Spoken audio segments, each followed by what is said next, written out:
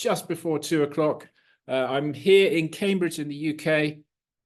Today has been described as dull and damp. So if you're somewhere else in the world, I hope you're doing better than us in terms of the weather.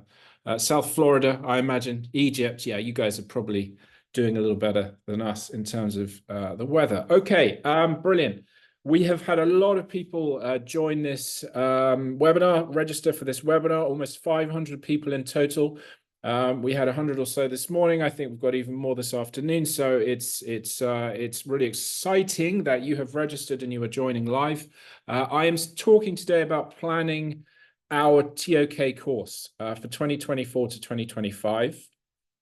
The timing is obviously because many schools will start the new school year in August or September, although I'm more than conscious of our Southern Hemisphere peers who will be starting next year, so they've got a little bit longer to wait, so more time to plan. We'll just go through what we're going to be looking at today. So I'm just going to introduce myself if you haven't come across me before. If you haven't joined any of these webinars before, I will just explain who we are. I want to talk about the TOK mission, talk in terms of three different levels, three things we're trying to do in terms of deliver a great TOK experience to our students. I want to think why TOK needs updating every year at the very least, although here at theoryofknowledge.net, we try and update our resources every single month. We'll think about choosing the right structure, choosing between a sort of traditional orthodox, I would almost call it a shopping list approach to TOK versus something perhaps slightly more challenging but interesting, a conceptual approach to our course.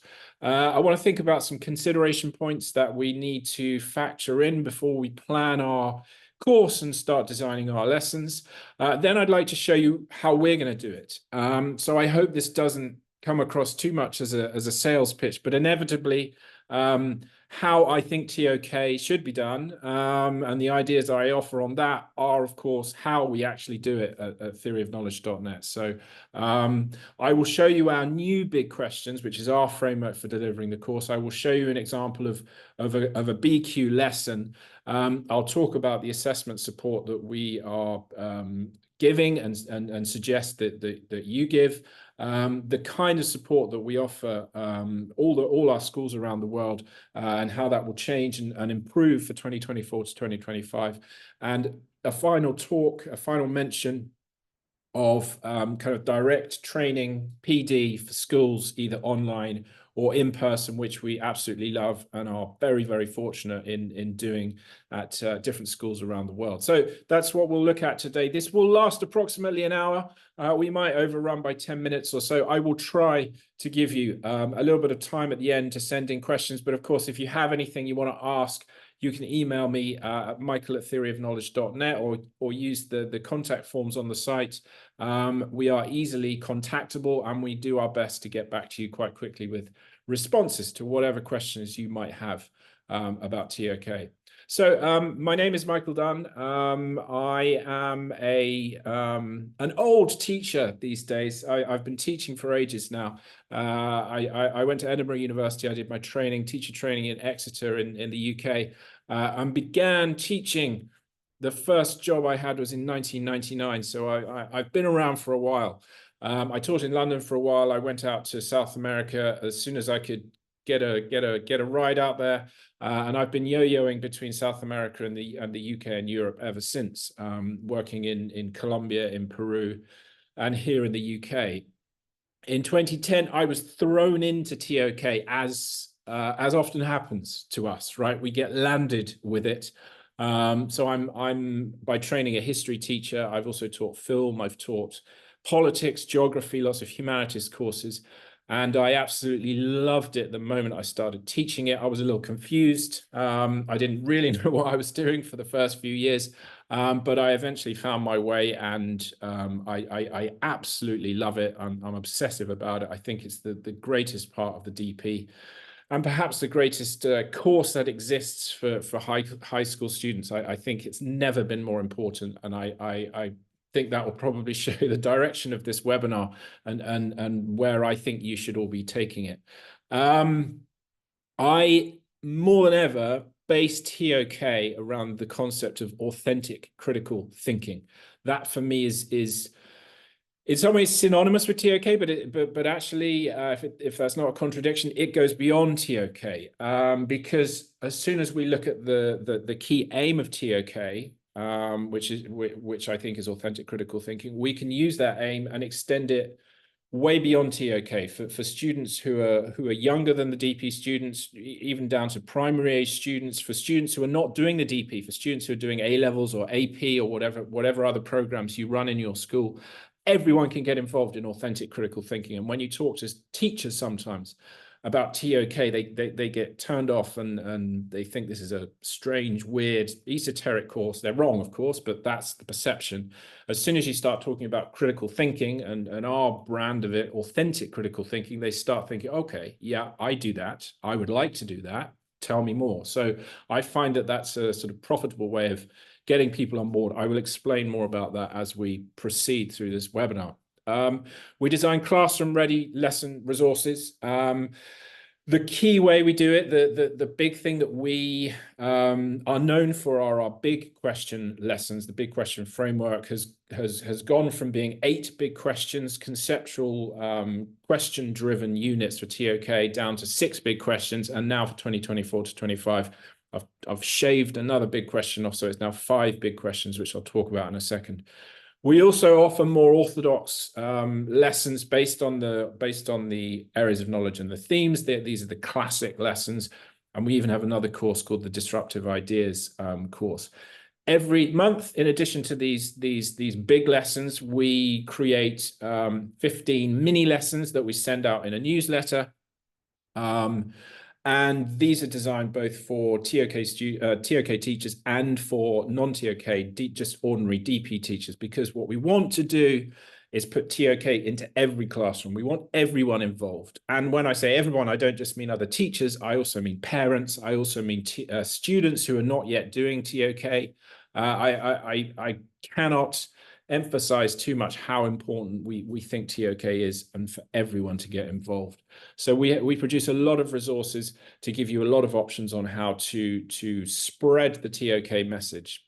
Authentic critical thinking, it's a snazzy acronym, ACT, can be used to create a continuum of thinking. Okay, I want primary age students upwards all the way to 6th formers and people about to go into university thinking about authentic critical thinking. And I'll talk a little bit more about what that is, my definition of critical thinking, and why I've put that word authentic in front of it in a second. Okay, so that's who we are. That's what we do. Let's think about TOK. What are we trying to achieve with our TOK course? What are we trying to achieve as TOK teachers running a TOK department? Well, I think we can think about this on 3 different levels. First of all, we have our obligations to deliver a course, the TOK course. This is kind of, I guess, the lowest level in terms of our ambitions, our objective. We need to help our students to understand what the areas of knowledge are, the 5 areas of knowledge. We need to give them an understanding of the optional and the core themes, at least 2 of the optional themes, and the core theme knowledge and the NOA. We should be giving them an understanding of the 12 key concepts. And of course, we should be preparing them for the 2 assessment tasks, the TOK essay and the TOK exhibition. So that's what we're trying to do successfully in terms of our course. Now, what I hope makes us different is we try and go a lot further than just that. I know a lot of schools struggle to offer a genuinely life-changing TOK course, and that's sometimes where we sort of finish. And TOK is compartmentalized and separate and doesn't filter into other aspects of the school or even beyond the school. But that's what we try to do at theoryofknowledge.net. So let's think about the next level. We also have an obligation, a mission to help in the delivery of the program, the DP. TOK should be the kind of hub, I think, of the diploma program. It should be the sort of focal point to help create this integrated learning experience. I think the success of an education is measured by the extent to which students can interlink all their ideas, to draw things together and send them out again in all directions and make connections between their learning, their ideas, the knowledge that they possess. I think TOK plays an absolutely essential role in promoting the IB learner profile and turning our students into lifelong learners. I don't think there's a course that does it better if we give them a great TOK experience. I think they'll always have the TOK approach to knowledge, to ideas, to life. I think TOK is also integral in developing international mindedness.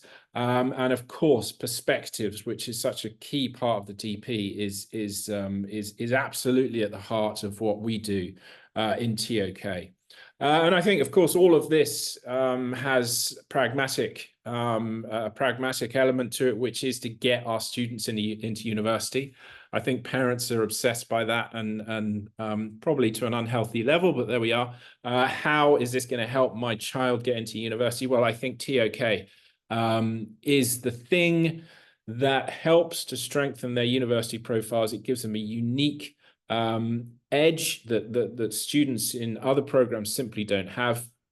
And from a personal experience, my son now successfully into university or about to start university, during his application process, every single course he was looking at, and he was looking at mostly courses to do with media, journalism, etc. But the humanities in general were all asking for candidates who were critical thinkers, autonomous thinkers, people who had practice at learning for themselves, supporting their ideas, doing exactly what we do in TOK. So if you're lucky enough to be on this course, then you have such an advantage over other students. So I think that's a key part of our mission as well as TOK teachers. But I like to take it even further than that, because I think there's an even bigger global level that we are trying to get to. So on that, in terms of that thinking, I think we are here to introduce students to genuinely life-changing ideas and thinkers. And I'm an immensely selfish teacher and immensely selfish educator. I choose ideas, I choose thinkers that have made an impact on me, because I know that I can then push that onto my students and they will respond because they know how excited I get, how passionate I am about these incredible ideas, these incredible concepts, these incredible communicators. And it changes lives. If you do TOK properly, it changes lives. It changes the way we think. And that, for me, is at the heart of authentic critical thinking, which I'll say in 1 second. TOK for me is a framework. It's a framework for understanding the world. We have to contend with this completely false conception of what TOK is, this weird philosophical, esoteric, strange thing that goes on behind closed doors. It's the most practical part of DP. It's the most practical part of their education. It gives them a language to talk about the world. It gives them a framework to take ownership of confusing ideas and events going on in the world. It is so practical. It is so applicable. It's so relevant. This is why I think TOK is such an amazing course, because it exists in the real world. It is not philosophy. It is not abstract. It's not hypothetical. It's absolutely real. And we need to stress that to them as much as we possibly can from the very beginning of the course that we deliver. Okay, so here's where it gets to the point that I've been alluding to: authentic critical thinking. For me, what we are trying to do with our students is to help them to identify and challenge, rather than confirm, their assumptions and biases about the world. That, for me, is the definition of critical thinking. It begins with us. As soon as we're able to do it, as soon as we have the courage to do it to ourselves, we can then apply it to other people. But I think it's much easier to spot other people's biases, other organizations' biases and assumptions, rather than our own. It's very difficult to say that you've gotten something wrong. It's very difficult to admit when you've made a mistake. It's very difficult to say, well, I've always been wrong about that. I mean, there's nothing more difficult, I think, in the world. So we need to get them to exit their echo chambers and think about their assumptions, their biases, and how they mislead them. And that is what I call authentic critical thinking. I use the word authentic because I think it should happen in the real world. I don't like hypothetical situations. We shouldn't be using them in TOK, which I'm really happy to do. We have strange scenarios in which people wander through empty train stations and look at broken clocks and think whether or not that's knowledge. Well, that's sort of fun on a philosophical level, but it doesn't work very often for TOK, if ever for TOK. I want my examples, I want my students' evidence to be based very much in the real world. I want them to be supporting everything they say with real world examples from the world today, from the contemporary world, from what's going on this week. And I have the TV on in the background and I'm looking at the election that's just been announced here in the UK. There's so much going on. There's so much critical thinking needed. So we should be doing that as much as possible. This is what we mean by authentic critical thinking, not hypothetical or anecdotal. We want authentic critical thinking. When you get this presentation, you can have a look at my discussion, my very short video there. It's 2 or 3 minutes about what authentic critical thinking is. And you can see how it works in the very heart of TOK, driving it forward and becoming our main objective, our main aim as TOK teachers. Okay, so why is it so important to update our TOK course? Why can't we just use a textbook that we ordered in for our school back in 2018, 2019, whenever they were published for the upcoming curriculum? We've got our library stocked. Why do we need anything new? Why do we need to update? Well, the answer is obvious, of course. If TOK is going to be this impactful, relevant, challenging, brilliant course, then it has to be applied to the world as it is right now. And the world as it is right now is very different to the world that existed 12 months ago, completely different from the world that existed 2 or 3 years ago, different from the world that existed when the new TOK course was announced and when it began. So we have to adapt. We have to be looking at applying TOK in a very different place. And for me, textbooks never managed to do that. I think they're generally out of date when they roll off the rollout of the publishers. I like my course to be updated all the time. I like to be using stories that are happening in the world right now with my students. And I think the extent to which we provide a successful education is the extent to which we can apply our teaching and learning to the real world. If it doesn't apply, if we have students saying, what is the point of this? Why are you teaching me this? Then we have failed. They should know immediately why we're learning this idea, how it applies to the real world, how they can use it. We should encourage our students to be demanding. Okay, how is this helping me? I came across a teacher who asked at the end of every single lesson that he taught, have I wasted your time? I think it's a very brave question, but I think it's a brilliant question. Have I wasted your time? Can you learn? Can you use what I've taught you today in this class? And I think TOK is brilliant for that, because I think every single class knocks a coconut over. I think it should hit every single time. The kind of thing that has changed in the world, the kind of thing that we should be applying TOK to. Well, I've picked a few things that are going on, things that make the world different, things that force us to reevaluate how we're doing TOK. AI obviously is probably the biggest one. Probably, I mean, there are other huge things going on. AI throws up all sorts of questions. Of course, it's the obsession now on social media when you're looking at LinkedIn and what everyone's talking about. It has huge implications in terms of the way we are understanding the world, retrieving information about the world, but also how we are carrying out the course itself. How is it impacting on the way we're writing those essays and designing those exhibitions? Of course, it's having a massive impact. So what are we going to do about it? Well, for me, it's an opportunity. We can use AI in our lessons. We can talk about AI. We can apply AI to all of the different areas of knowledge, to the themes. So AI is exactly what TOK was designed for, I feel. Social media usage, it's a continuing question in terms of the effect that it's having on young people, the effect that it's having on our ability to understand the world and relate to other people. Is it dumbing us down? Is it making us more aware of what's going on? So many questions to do with the use of social media. We have the ongoing climate crisis. This is an existential challenge that faces us. TOK and critical thinking is one way in which we can make sense of it. One way in which we can apply our ideas to become more objective thinkers about this situation, and hopefully stop us from panicking. We need to take action, but we need to do so in a measured kind of way. So we need to approach this issue and other issues in a much more objective, critical way. And TOK, of course, is one way in which we can do that.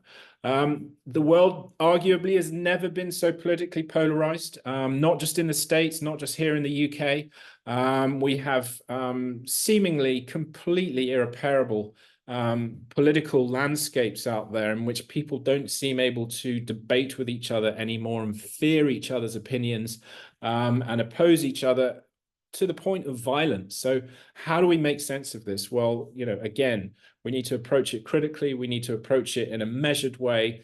TOK can help us to do that. One example of AI use, predictive medicine. We're getting to the point where we can almost predict when we're going to die, what ailments we're gonna be faced with in our lives. How are we going to cope with that kind of thing? Again, a topic that is absolutely perfect for us to discuss, to think about in TOK. We've got a whole different relationship developing with art. I read a fantastic article the other day, which I've used in one of my lessons about our relationship with art. We no longer have physical objects. We no longer have books and CDs and DVDs and vinyls. Well, you can actually get them, of course, but most of us now access our music digitally. And for some, this changes our relationship. It makes us feel like less of owners of art. So, what kind of impact is that having? Again, perfect fodder for a TOK lesson. We are being bombarded with deep fakes. It's getting harder and harder to work out what's reality and what is a manipulated image or a manipulated video. We need TOK to help us. We have war and conflict going on in many regions around the world. Again, how do we approach this? How do we make sense of this? How do we even begin to understand it? Well, we need to, as much as possible, approach it in a critical way, in an objective way. TOK can help us to do that. The language that we are using is evolving for many different reasons. Technology, of course, is changing the way we use language. The language itself, the vocabulary that we use is constantly changing. New words appearing, new societal modes of behavior, bringing new forms of language into our currency. So again, very much related to one of the optional themes, language, which I think is absolutely brilliant for us to think about in lessons. We are also reaching a point where we are thinking about decolonizing both our learning styles and practices, but also the material items that relate to knowledge, the museums that we go and visit, the artifacts that we own in places like London and Paris and the cultural centers of the world.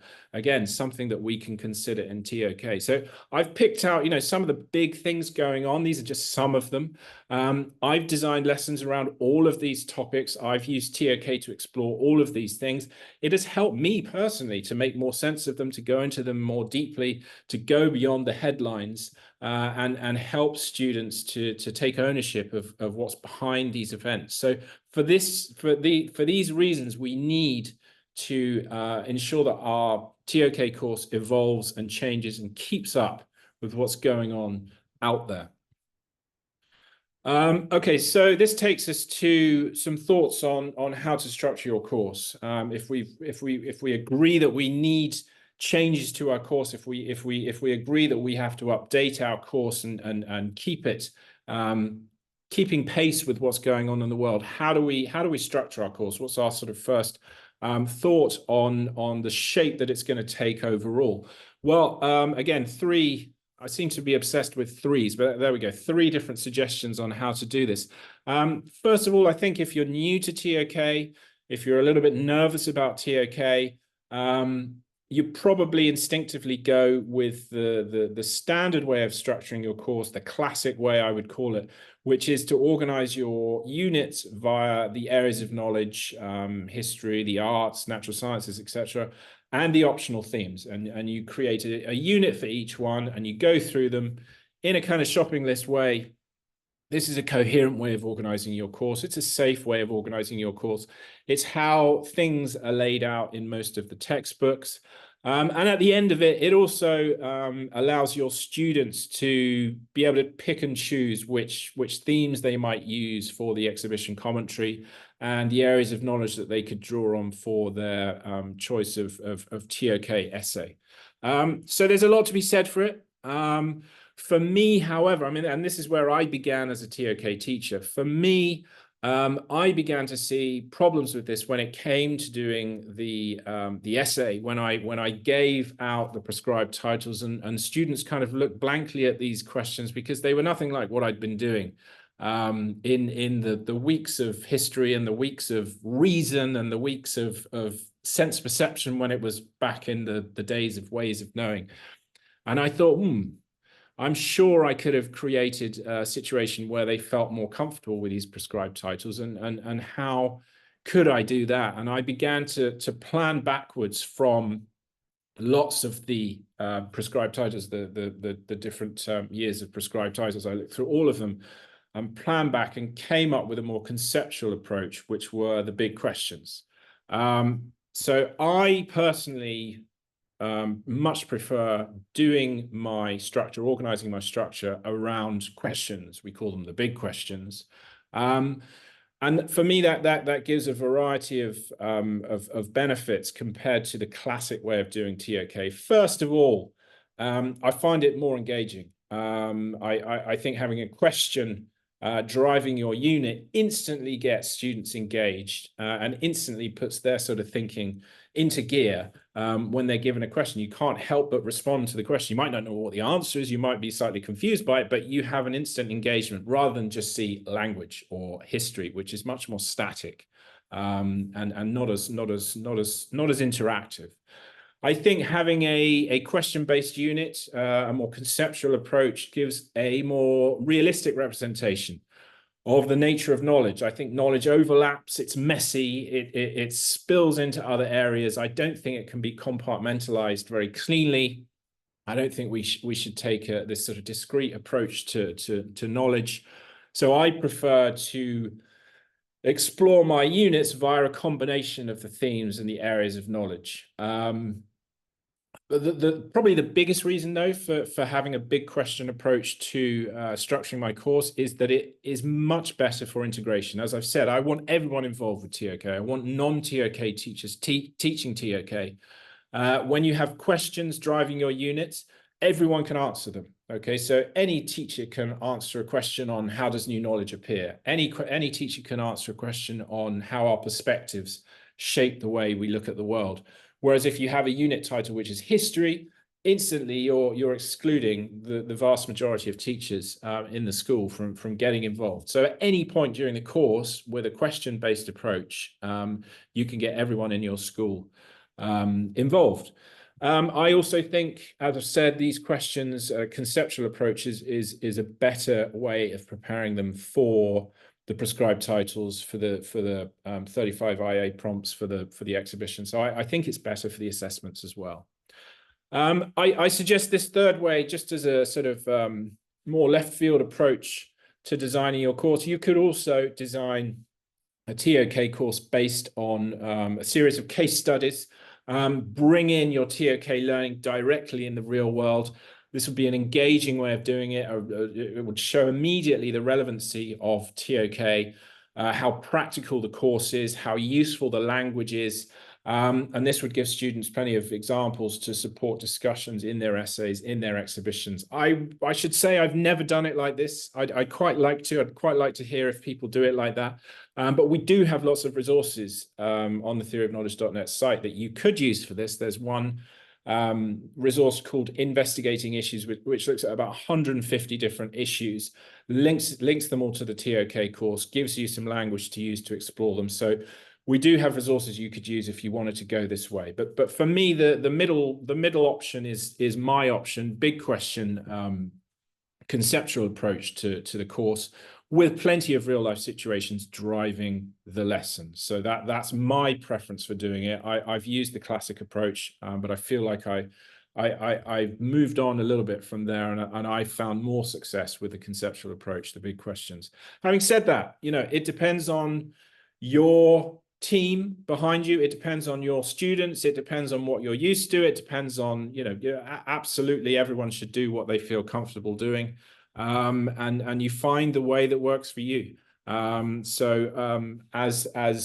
I've said, we have resources to support all of these methods. We've got the classic lessons as well. We've got the conceptual ones, and you can draw on our resources to do a case study approach if that's the way you want to go as well.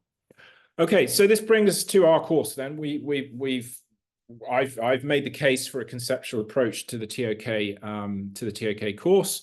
What are our unit titles? Well, they are a big question, each one looking at an aspect of knowledge, and we explore each one via a combination of the areas of knowledge and the themes. And by the end of it, we have looked at all of the areas of knowledge. We've looked at most of the themes, even though you're only really supposed to do two. I find it impossible to not include something on language, impossible not to do something on technology. Politics is almost certainly going to come up at some point. So is religion. And for me, I have a personal mission with Indigenous societies. I think everyone should know about Indigenous societies, particularly if you go back to the climate crisis that we mentioned as one of the events going on in the world. I think you need to be thinking about Indigenous stewardship of the environment. So that's one thing that I think you're probably going to bump into at some point, and certainly we have lessons on those. So what are our big questions? Number one, aligning to nature and scope within the knowledge framework. If you use that, for me, that's maybe one entity too many, but yeah, some of you like the knowledge framework suggested by the IB. For us, it's foundations. The question is, what is knowledge and why does it require scrutiny? So we have changed our questions slightly to reframe them, to make them a little bit more effective to apply to what's going on in the world. Knowledge, I think, more than ever requires scrutiny. The sources of our information require scrutiny. So we look at that in our first section. We think about the nature of the TOK course. We think about the aligns mostly to the core theme, the way in which we process knowledge on a kind of personal level, and some ways in which we construct our own versions of reality, which is great fun to do with students. So that's big question number one. And I should say, for each of these big questions, if you're a member of the site, you can access 15 different lessons, which include 13 kind of ordinary class lessons and 1 or 2 lessons on the exhibition and the essay. So 5 units, 15 lessons. So you've got quite a lot of things to choose from. You don't have to use all of them, and you probably wouldn't have time to use all of them. I like to get into values. Obviously, this aligns to ethics within the knowledge framework. How does our knowledge influence the way we construct our values? So much to discuss here, the relationship between art and values, whether maths and science is value-laden or value-free, how our understanding of the past determines the way in which we behave morally in the present, and so forth. So many relationships to discuss there between values and knowledge. The way in which we package information and the ethics of that. So I like to get into value straight away because I find it so interesting. So that's big question number 2. Big question 3, Once upon a time, the knowledge framework had something on communication, and I really like that. So I've kind of kept that. Now, I suppose you could align this to method and tools within the knowledge framework, but that's not sort of my main reason for doing it. I just feel that this is very, very important now, how our understanding is impacted by the way knowledge is communicated. Again, gives the opportunity to think about the way we're using the internet, we're using social media, being used by deep fakes and AI and so forth. So there's so much stuff to talk about in terms of communicating ideas. And number 4, perspectives, again, very closely aligned to one aspect of the knowledge framework, perspectives. How do our perspectives and biases shape our knowledge of the world? As a history teacher, you can't really talk about history without thinking about the different perspectives that it's written from. So that sort of comes to me quite naturally. But of course, we can apply perspectives to all of the areas of knowledge and to the themes. And what I've tried to force myself to do is think about perspectives in relation to mathematics. I think we initially think that there are no perspectives to mathematics. Mathematics is objective, it's absolute, but actually, when you look at mathematics in more detail, you can see that it has a very close relationship with perspectives, and yeah, we've got some interesting lessons now that we've designed for that. And then finally, change. So we've actually changed the name of that. It was originally creativity. It's now change. We think about how new knowledge appears and develops over time and the reasons for that. So that's a really nice, clear question that anyone, not just TOK teachers, can get their teeth into. So that's our structure. That's our course. Those are our questions. Each one, as I've said, explored via a combination of areas of knowledge and themes, and each one helping us to achieve that overall aim of challenging students' biases and assumptions, and our own biases and assumptions. I think I've changed entirely as a person as a result of TOK. So I wouldn't expect my students to do it and not sort of have that happen to me. And I think we need to model this for them. Okay, so we've got our conceptual approach. We've got our questions for our conceptual approach. What kind of things do we consider? Well, I've got a sort of maybe it's a clear agenda for TOK. I want to make it big. I want to make it successful. I want to make it life-changing. I want it to be as brilliant as possible for both me, my team, my students, all members of the community, the parents as well. I want to get them involved. I want everyone to see how brilliant this course is. So my first consideration point is, don't be humble about TOK. Don't feel like you are the fringe subject. Don't feel like you're the afterthought, even though it might seem like that, even though you might have been given your job because you applied for a maths job in brackets, could teach TOK. I think TOK should take front and center of any school. I think it's a superb subject. I think it's the most iconic element of the DP, the thing that makes us unique, the thing that gives our students such an incredible extra string to their bow when it comes to applying for university. So think big, be proud of what you're doing, be bold about your ideas for TOK.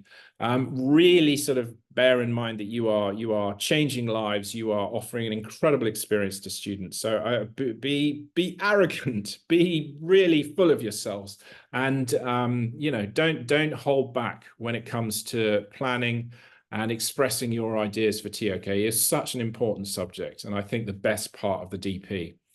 Have a clear single aim for TOK. I know we're doing quite a few things. I know we're helping with the learner profile. I know we're promoting perspectives and international mindedness and all those things.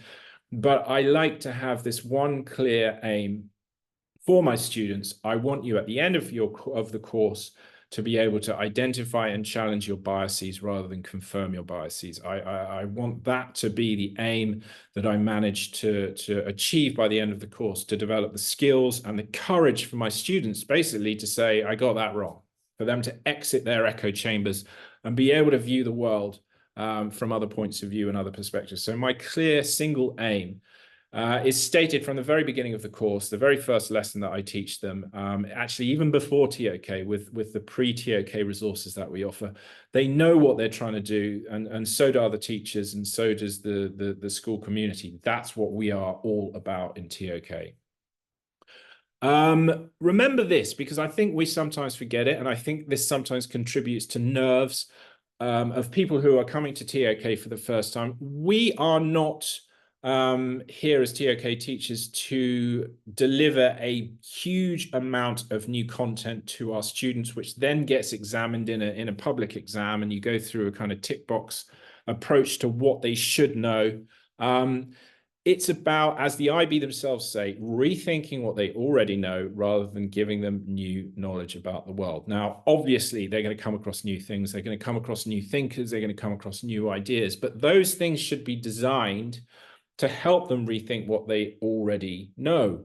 So, you know, if it's a question of science, you know, they might think of this of the production of scientific knowledge via the scientific method. This is how we produce knowledge in science. Well, yeah, not always. What about serendipity? Was Newton right when he said we are always standing on the shoulders of giants? Do we go through paradigm shifts? So you might be giving new terms, you might be introducing them to new thinkers, but these are designed to help them rethink what they already know. You know, is historical knowledge objective? Do we know the truth about the past? Or does the way in which people try to carry out a struggle on the truth in terms of the past, does that change the way you view history? So it's about rethinking rather than replacing their knowledge about the world. And you have to keep that in your mind all the time, I think, when you're designing your lessons, when you're designing your units. We should not be content heavy, but we should be giving them the tools to rethink what they already know or what they think they know. Keep it real. I think, and I've said this already, every single lesson should be driven with real life situations. We should be doing our learning in the real world, in the authentic world. We should be applying TOK to the world out there and the world as it is right now, as contemporary as possible, as up to date as possible, so that our students can say, this is how TOK helps me to understand the world. This is how I'm using this concept in what's going on right now. This is why I love this subject, because it's helping me to take ownership of these complicated, challenging ideas that are going on in the world.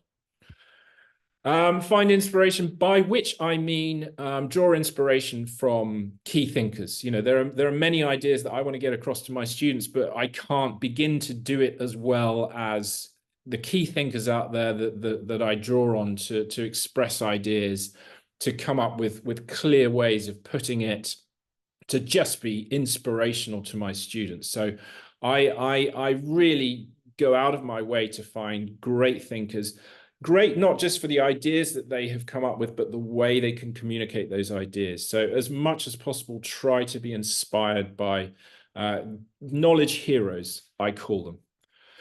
As much as possible, bring your students on board. This is their course. You know, as we said, we are rethinking what they know rather than giving them a whole bunch of knowledge that they haven't come across before. So that requires us to call on them to bring their experiences into the classroom and talk about what they are doing in other classrooms, what they are doing outside of school, what they think about what's going on in the world.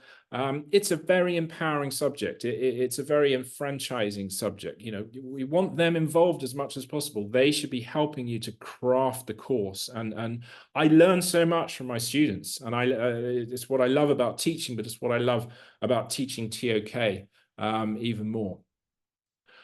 Be visible, okay? We're dealing with all these incredible ideas, but we've got to get them down on paper. We've got to get them on the walls. I like my classroom to be decorated with incredible designs and questions and quotes and exit slips and infographics. I want to send out emails to all of my teachers to get them involved. I have an open door policy. Anyone can come into my TOK lessons. Anyone can come and teach my TOK lessons. I want to be as visible and as accessible as I possibly can to the students, to the teachers, to parents as well. I'm very excited that I'm about to do a workshop in a school in Germany to the parents. I'm going to be talking to them about TOK and talking about how it's so amazing. Actually, that is another specific consideration point in a minute. But be as visible as possible. Make sure people know that you're there. Share the newsletter. Share what you're doing at any one point in TOK. Get other people involved. Emblazon your classroom and your corridors with TOK designs and quotes. Get people thinking about what you do. Make sure they know what you're doing. The exhibition day is absolutely fantastic for increasing our visibility. Use that as much as you possibly can. Next point. Yeah, so, oh, actually, there was one there first. I'm going to talk about this in a second. Don't overdo the assessment task. I think that's one surefire way of undermining the relationship that we have with our students. And for various reasons, we do not need to overdo the assessment task. We do not need to have the past paper mentality in TOK. It's what makes us different. And it's what allows us to have a fantastic relationship with our students. So I'll talk about that in a second, but don't overdo the assessment task. Don't do too much practice. Don't do too many essays. It's just not necessary. Talk to the parents. I've said, I think they're a really important group within your community to get on board. I think you can very quickly take them on a journey from what on earth is this subject that you're making my son or my daughter do to, wow, I see the point of that. It's fantastic. It's great what you're doing. So talk to them, introduce yourself to them. I send out an email before I teach any unit saying, this is what we're going to be doing. And actually, I have those emails and I have a little presentation for parents within the sections of the members part of the website. So any member of the site can draw on those to communicate with parents what we do in TOK and why what we do is so brilliant. And then finally, be beautiful. Okay, I want my lessons to look beautiful. I want to spend time designing my classroom. Well, actually, I don't spend time designing my classroom, but I spend time decorating my classroom. There's not too much planning going on. It goes from being blank at the beginning of the year to absolutely covered with ideas and visual kind of representations of what we do, diagrams and pictures and photos and quotations.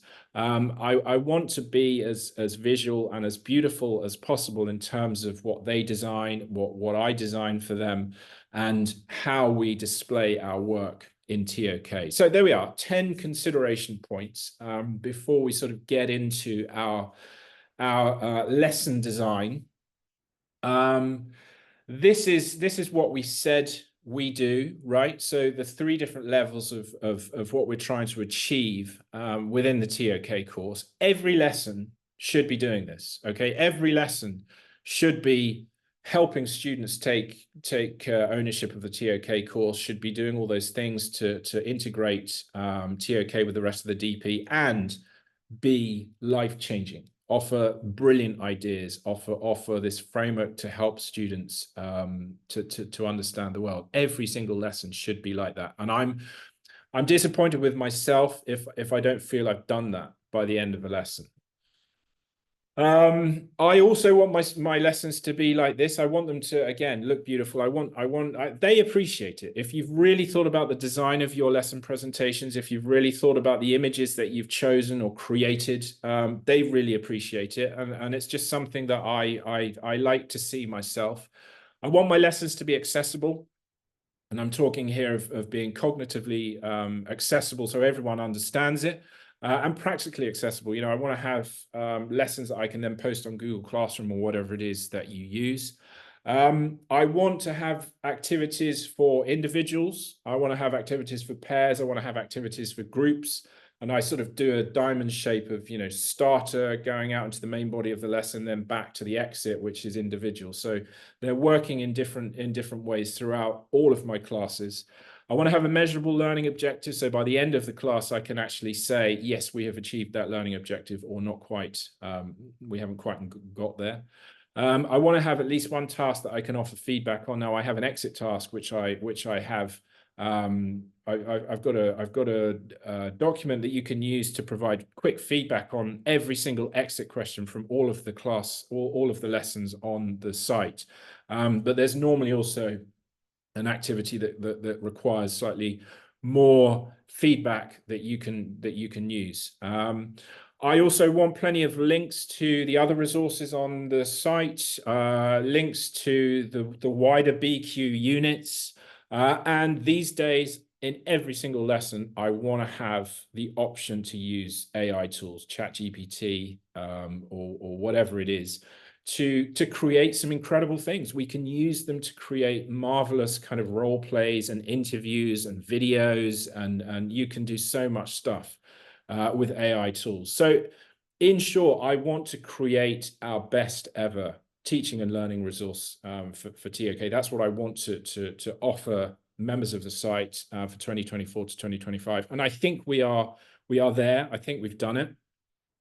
So this is the kind of lesson that we are now offering our members. This is an example from Big Question 4 about perspectives. So we've got a funky new design, this face you see everywhere, but there are also designs to represent individual work, pair work, and group work. And there's a design for the exit, which I'll go through in a second. So we start with a starter. This lesson is all about marginalized perspectives and how, when you undermine certain perspectives, particularly in terms of science, it hampers our ability to understand the world. So I won't go through each one and expect responses or anything like that, but you can see for yourself the kind of experience that we're offering to our students. So we go out into pair work here, then we move on to group work. Again, the number 3 appears, so you've got 3 case studies to explore within your groups. The wonderful Jane Goodall appears in the first one. The second one is all about how, by embracing weirdness, it actually helps us to explore physics, which is inherently weird, which I just think is a wonderful idea. And then finally, this was a game changer for me.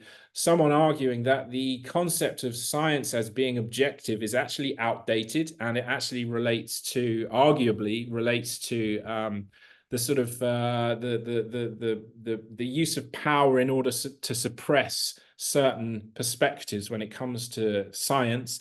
I offer this as a discussion, not necessarily as the truth. This is the thing, but I thought it was brilliant that feminist science might not be an oxymoron, which I probably would have thought it would be before I read this article, and actually helps us to understand the world more objectively. So you can have a look at that article for yourself. I think it's brilliant and a real conversation starter. It should get a really good debate going. So that's the kind of fodder for the lesson. If you want, you can then think about the arts as an area of knowledge. So we've looked at mathematics and the natural sciences in the rest of this. This one is a great article from the FT looking at how we should deprioritize Western belief and knowledge systems, which is a fantastic phrase for students to take ownership of. So that's kind of an optional slide then. And then we arrive at our exit question, which is a question that every student should be able to do and aligns to our learning objective. Okay, so that's the basic lesson. And then on top of that, we indicate links to the course. We talk about how this lesson links to the exhibition task. In this case, sometimes we've got links to the essay as well. Suggestions for AI activities. So an AI video telling the story of Jane Goodall, asking ChatGPT to help us compile a list of more diverse mathematicians and scientists, etc., etc. So you can come up with your own ones, but those are a few suggestions to get you started. Here are some interlinked suggestions for this lesson with other aspects of our course, so other lessons that we've got, and also to the wider BQ units. And then finally, just some links there to take you through to some of the other resources on the site. So for every single BQ unit, you have 15 of these lessons, each one, I hope, offering a really exciting, engaging, and sort of innovative approach to exploring the course. Okay, so we've got about 10 minutes left. Let me just talk a little bit about assessment support, because I have visited quite a few schools, and I've seen some disappointing things in terms of the level of assessment preparation that some teachers feel is necessary, and I just don't feel it is necessary. And I talk to the students afterwards, because I like talking to students even more than talking to the teachers. and they say it's boring. TOK is boring. And I think it's not. It really isn't. It's the most wonderful course. And if it's boring, then it's being done in the wrong way. So I think the setting of lots of practice assessment tasks is completely counterproductive. You want your students primarily to love TOK.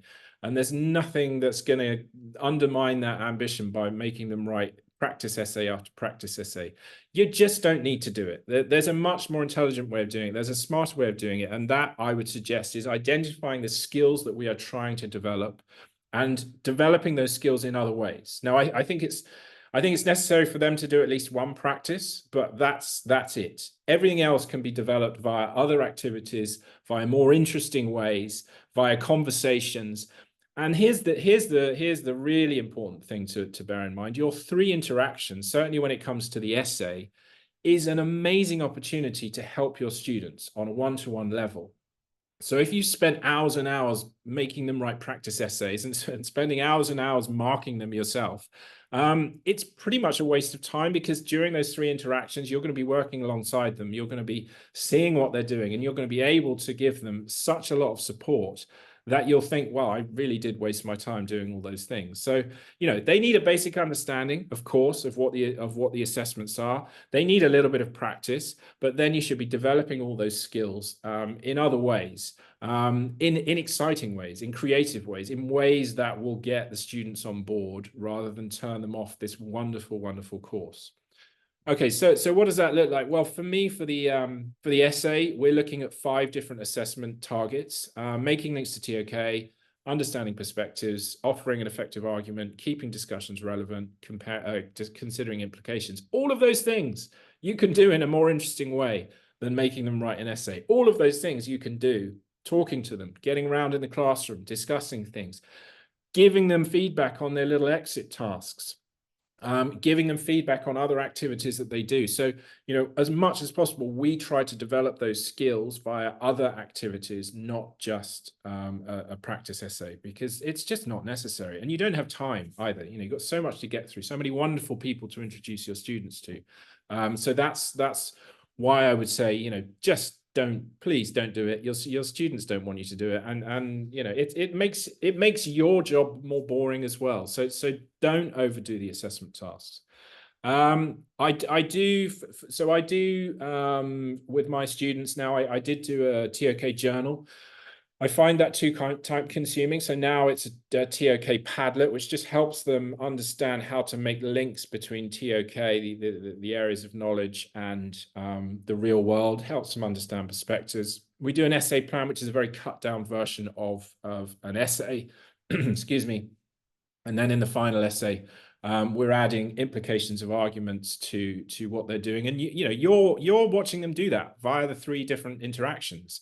So you will be helping them to develop their implications during the course of those 3 interactions. You can give them feedback as long as you start the 3 interactions a little bit quicker than they say in the TOK guide. So make sure they come to that first interaction knowing which prescribed title to do, and that will get them on track much more quickly, rather than having vague discussions, because you need to be giving them that support as quickly as possible during the 3 interactions.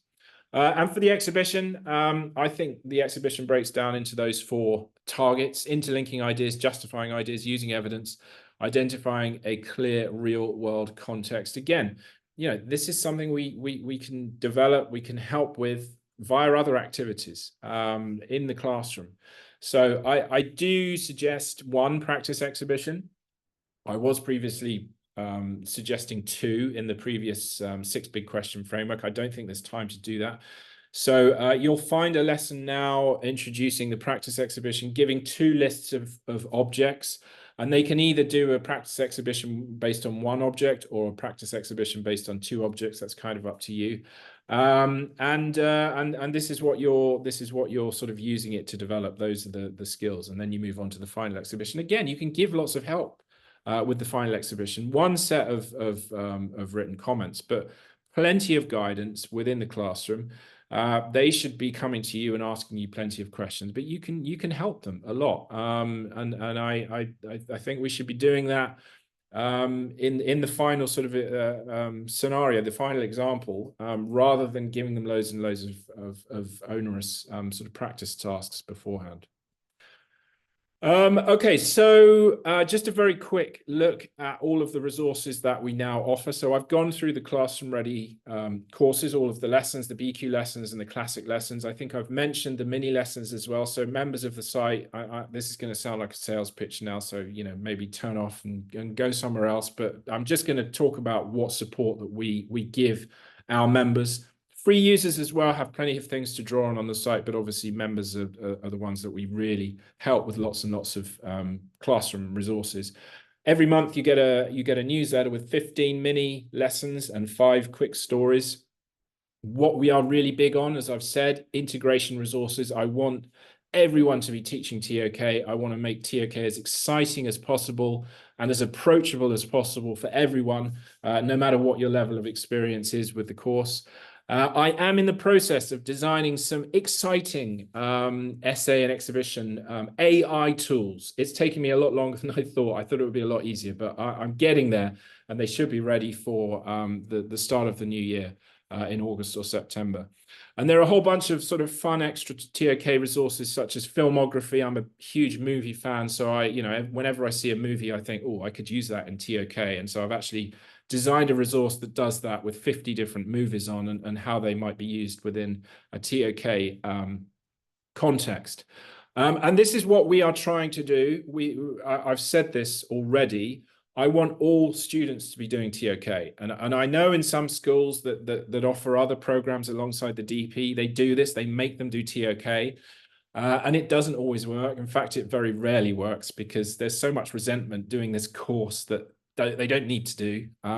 So I've designed a series of resources that can be sort of dipped into at any depth. You can offer TOK, or as we call it, authentic critical thinking, in a way that doesn't sort of make too many time demands. But if you want, you can offer a course as well. So if you want your senior students to get a TOK experience and be able to draw on what we call our university application portfolio, they will be able to show that they have developed critical thinking. It's a new resource that we're designing, and they'll be able to use it when they apply to university. So even if they're not doing TOK, they can still have tangible evidence that they have developed their critical thinking. Now, I've mentioned this continuum of authentic critical thinking. We've got the middle years newsletter now and the mini lessons that accompany that. We've got a Thinking for Yourself critical thinking course for younger learners. So that's sort of 15, 16-year-olds. And we're even trying to delve down as far as primary. And we're beginning to design resources for primary age students. I have a daughter who's 9. And she is the perfect critical thinker. I think 9-year-olds make amazing critical thinkers. They're not afraid to ask questions. They're so curious about the world. So I want to make the most of that and channel that wonderful instinctive critical thinking ability that they have. We've even now got an IGCSE resource. I'm not a huge fan of the IGCSE, but they do have one great course, which is Global Perspectives. TOK is such a beautiful subject to align to global perspectives. I thought I would design a resource for that. So if you are a member of the site, you have access to all of those resources. If you want to just do TOK, you can do that. If you want to do something for all of your school, you can do that as well.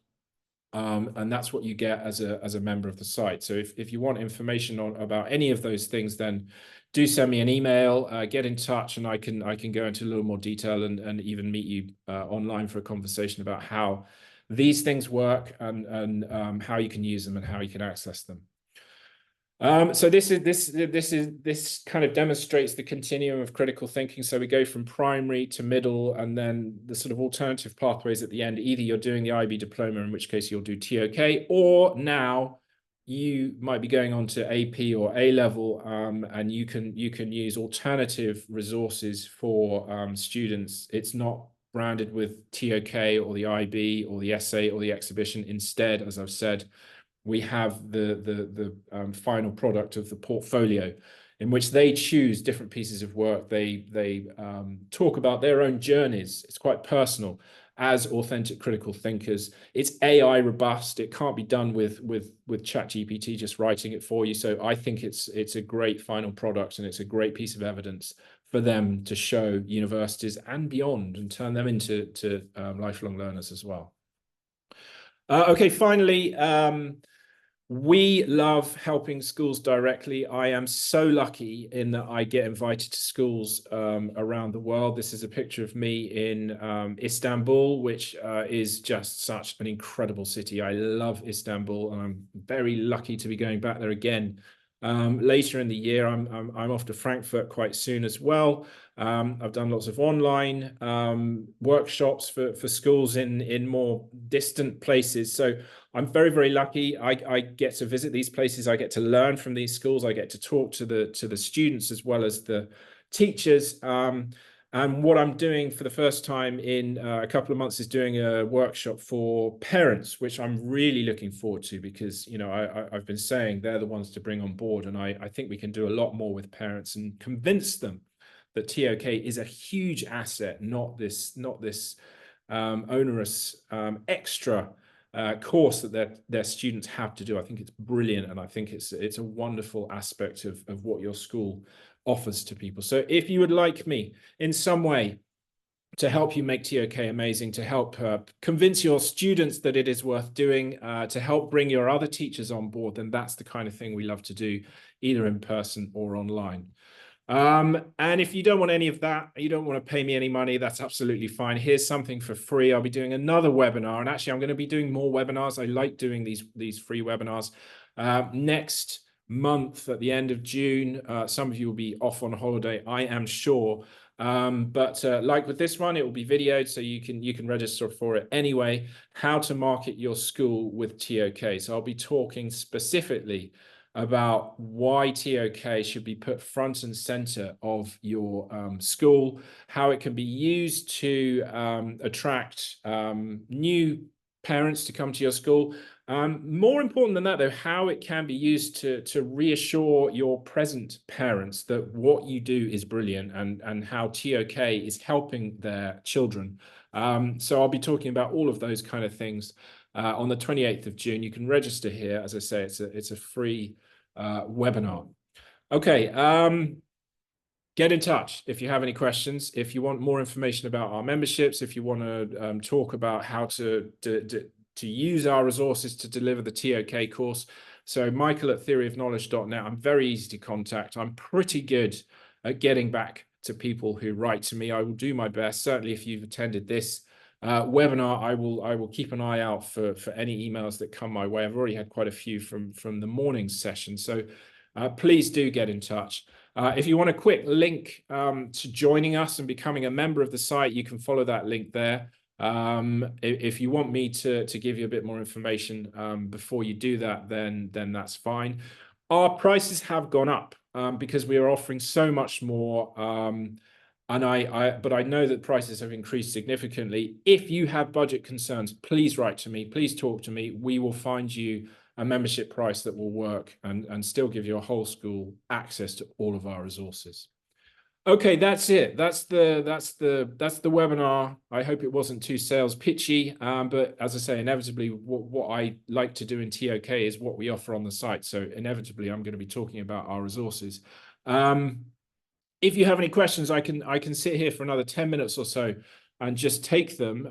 Someone has asked a very easy question. Will we get a link to review the recording later? Absolutely. I will be sending that out tomorrow, I expect, if I can. Examples of the key thinkers that inspire you. At the moment, let me give you an example of someone who I'm reading at the moment. Alex Edmonds is a guy who's just written a book called May Contain Lies. And I thought this was an incredible book that is basically a manifesto for TOK. He teaches at the London Business School, but he's also taught, I think, at the Wharton Business School. I think he's worked at Yale. He's worked in some high-powered jobs around the world in finance. And I'm not really into that kind of stuff, but he was absolutely brilliant. His ideas are brilliant. He's got a TED talk which talks all about confirmation bias and how we should be challenging our assumptions and our biases. And I thought, wow, this is what we do in TOK. But I've got hundreds of other key thinkers who inspire me. You can have a look on the site for some of those, but he's who I'm looking at the moment. Any activities to engage teachers at the beginning of the year to understand the nuances of TOK and how they can take TOK to their lessons? Well, I mean, I do advise giving a little workshop in your kind of induction week for teachers, because inevitably you'll have new teachers who've never come across TOK, and they can sort of easily fall down the gap and maybe spend their whole career, or at least their time with you, not knowing what goes on in a TOK course. So I think you have to try and insist to your senior leadership team that the TOK department gives a workshop on what TOK is, how they can get involved. And I have got resources on the site to help with that. And it is also the kind of thing that we help schools with. I've given quite a few of those kind of boot camp style workshops online and in person. So that's what I suggest you run, or contact me and I'll help you to design one. What is the benefit for students learning of including AI generation style activities? I think we've just got to do it. I think for a lot of reasons. Number one, you can do brilliant things. Number two, they are going to use AI whether we like it or not. So, rather than that phrase, sort of keep your friends close and your enemies closer, sort of comes to mind. I don't know why, but I think if we're not embracing it and bring it into our classroom, they'll probably use it even more. So if you're using it all the time in your classroom, and then you say, by the way, you are not allowed to use AI for writing your essay. I mean, you can use it to help you, but not write your essay or write your exhibition. They are likely to take you more seriously because they know that you're not just sort of a prohibitive kind of person that says no to everything. You are a lot more objective and critical about the use of technology like that. So I think there's a number of reasons why we should do it. You can just do amazing things, but also, discussing the limitations of AI, and how we're often completely misled by AI generated information is quite helpful as well. So yeah, I think we should be using it as much as possible. Can we ask TOK students to design TOK mini lessons for middle years learners? What a brilliant idea. Yeah, of course. I think you should be using your students. This sounds slightly sinister, but you should be using your TOK students as the kind of mechanism whereby you communicate what TOK is. So I mentioned already the exhibition day, that's one way of doing it. But get them out, get them designing little resources, get them asking questions of the other students. It's a brilliant idea. Yeah, no, definitely, I would do that. I used to be skeptical about the BQ approach, but I think you're entirely right about agency and engagement. Well, good. I'm glad I've persuaded you. I just, that's what's worked for me. So, I'm being sort of honest about it. And I used to do the classic approach. Then I changed to the big question approach. Now I think the big question approach is even better. So it just works for me. That's why I do it. What would be first step for a new TOK facilitator? Kindly share one essential point if possible. I did sort of go through some consideration points. Probably be visible would be my sort of key piece of advice. Talk to people, send out emails, say this is what you're doing, get ideas from other people, get other teachers involved. So as much as possible, be visible. I think that's one of the most important pieces of advice. Maybe a second one as well, just remember what I've said about thinking big. You are important. You're not a fringe subject. You are what makes the DP wonderful. Okay.